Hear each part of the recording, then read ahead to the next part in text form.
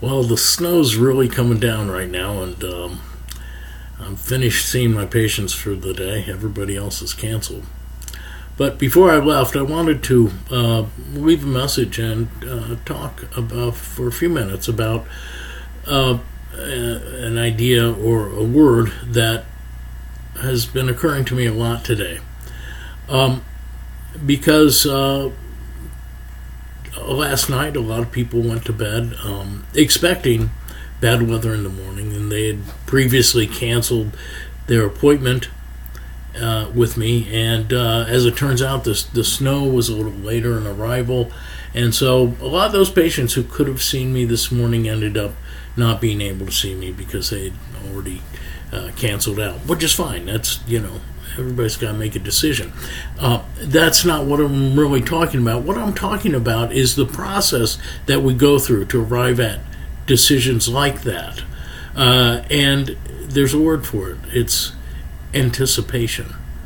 And so people had canceled with me in anticipation of the bad weather arriving earlier than it did. And I came to work this morning in anticipation of a lot of people canceling, and a lot more canceling, and they did. So we spend a lot of our time in our lives anticipating things. It's a powerful tool. Anticipation allows us to imagine futures. It allows us to imagine possibilities that don't yet exist. It allows us to imagine them in an emotional way, not just to picture this future, but to actually feel how we would feel if we made that home run, or if we got that job, or if we finished doing our assignment. Anticipation is a really powerful tool to motivate us. It can make us happy. But it's a double-edged sword. It has a downside too. When I do a lot of work with chronically ill or people in chronic pain, one thing that I notice that they do is they, over time, automatically begin to limit their motions, their movements, their activities in anticipation of what they think that will do to them. That it will cause them pain. And so they begin to model their world and restrict their world not around what they can do, but around what they can't do. And then when I get involved in the process, that's one of the things I have to reverse. I have to both start to change things so that those walls that have been built are a little flimsier or non-existent, and that they learn that they can walk through those walls if they want to.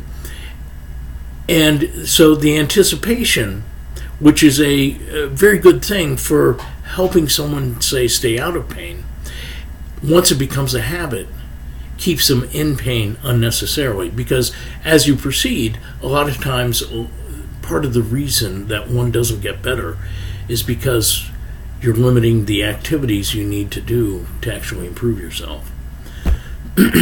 So, that's anticipation. It can help us by leading us to a better future, by drawing us along a path that we have decided to go, and helping us to get there, fulfilling us emotionally in the meantime, before we actually reach our goal.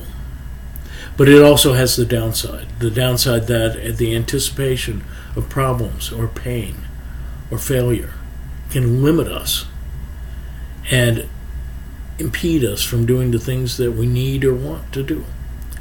So, this afternoon, while the snow's falling outside, with a cup of tea or a cup of coffee, have a seat and take a few minutes and think about how you anticipate things and whether it's good or bad.